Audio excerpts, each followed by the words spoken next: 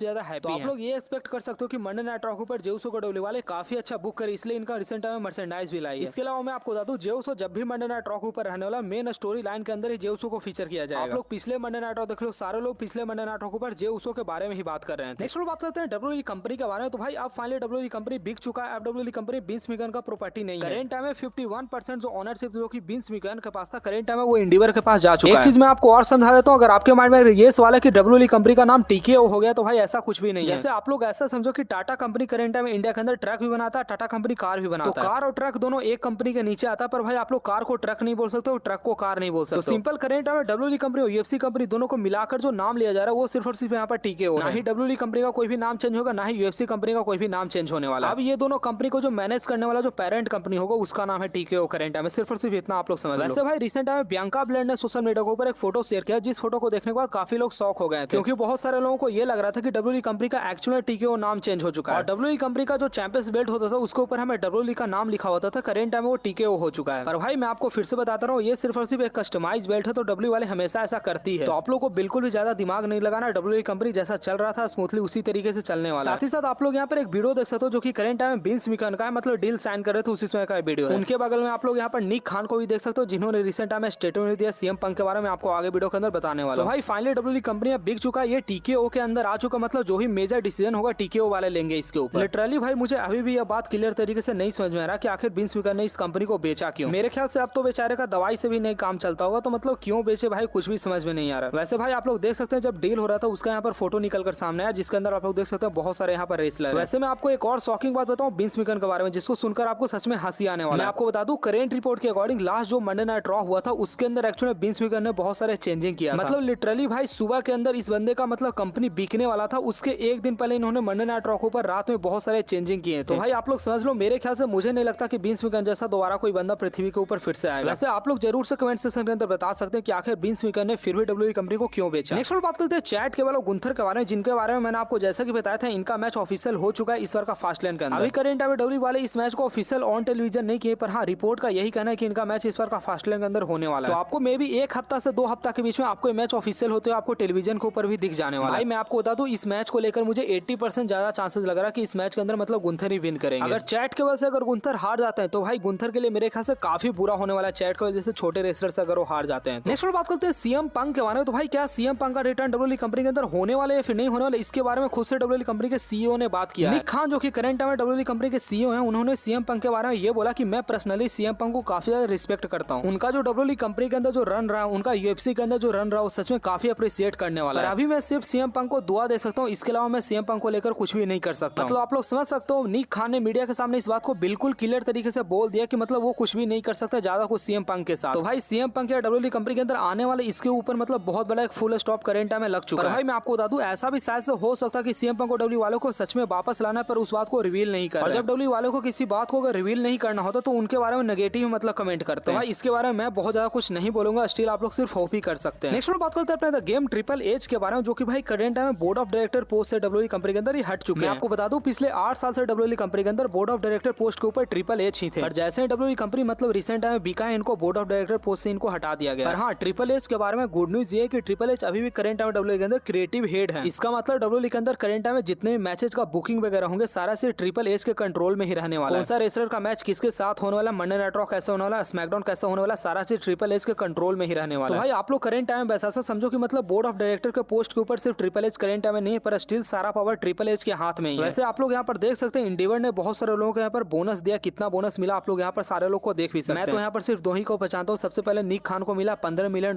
Bonus, उसके बाद triple H को $5 मिलियन। नेक्स्ट बात करते हैं डब्ल्यूई कंपनी के सऊदी अरेबिया के डील के बारे में। तो भाई करेंट रिपोर्ट के अकॉर्डिंग इनका जो डील है वो 2027 के अंदर मतलब खत्म होने वाला है। मेरे ख्याल से अगर मैं गलत नहीं तो इनका 8 से 10 साल का डील हुआ था, जो कि डील 2027 के अंदर खत्म होने वाला है। इस डील के अंदर डब्ल्यूई वालों को हर एक साल सऊदी के अंदर 2 प्रीमियम लाइव इवेंट करवाना है, ऐसा डील था। तो भाई आपको ये चीज 2027 तक आपको देखने को मिलेगा ही मिलेगा, उसके बाद शायद डब्ल्यूई वाले फिर से इनके साथ डील ना करें। साथ ही साथ फॉक्स नेटवर्क का जो डील था स्मैकडाउन के साथ, शायद वो डील भी फिर से मतलब रिन्यू नहीं होने वाला है, क्योंकि रिसेंट टाइम में डिज्नी और अमेजॉन करंट टाइम में दोनों बहुत ज्यादा इंटरेस्ट ले रहे हैं फिर से डील करने के लिए। तो 2024 के लास्ट में जब डील जब खत्म हुआ तो आपको शायद अब अमेजॉन या फिर डिज्नी प्लस पे आपको देखने को मिल सकता है स्मैकडाउन। हाँ इससे मैं आपको बता दूं हम इंडियन वालों को कोई फर्क नहीं पड़ेगा, आपको शायद थर्सडे या फिर फ्राइडे के अंदर आपको देखने को मिल सकता है स्मैकडाउन, सिर्फ ये चेंजिंग हो सकता है। अगर आप लोग 4 साल पहले से अगर आप लोग डब्ल्यूई देखते होंगे तो आपको पता होगा पहले मंडे को मंडे नाइट रॉ आता था और ट्यूसडे का आता था स्मैकडाउन। तो मे भी शायद हमें उस तरीके से कुछ चेंजिंग देखने को मिल सकता है। पर हाँ, इंडिया के अंदर जिस टेलीविजन के ऊपर आता है सोनी 10 पर उसी पर आएगा। वैसे भाई मैं आपको